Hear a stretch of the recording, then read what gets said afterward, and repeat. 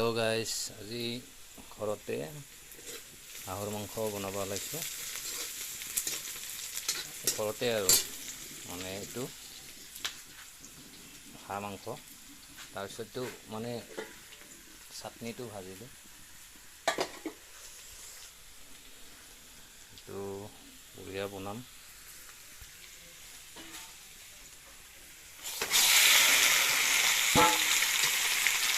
মোটামুটি 2 কিলোমান হ'ব।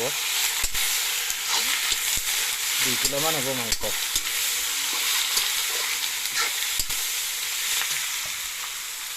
এইটো আদা নহৰু মছলা, এইটো পিঁয়াজটো ফ্ৰাই কৰি ইয়াতে লৈছোঁ, আৰু এইটো আদা নহৰু আছে, মেচিনত গুড়া কৰি দিম।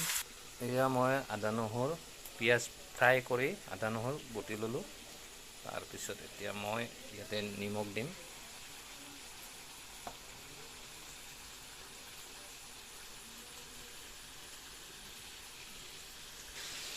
এতিয়া মই আদা নহৰুটো দিম, মোটামুটি 10 মিনিট ফ্ৰাই কৰিলোঁ।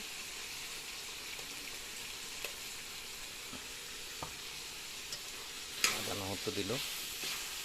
ইয়াৰ পিছত দিম হালধি, জিৰা, ধনিয়া, গৰম মছলাটো পিছত দিম, হোৱাৰ পিছত।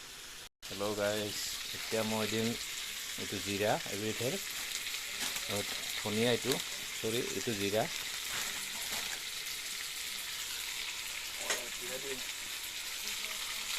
এইটো জিৰা, অলপমান ধনিয়া দিম।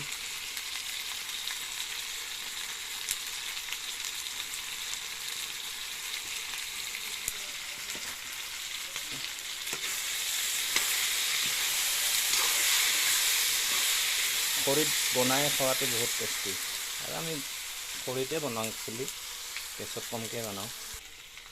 আপোনালোকে ভিডিঅ'টো সম্পূৰ্ণ চাই থাকিব। হালধি দিলোঁ।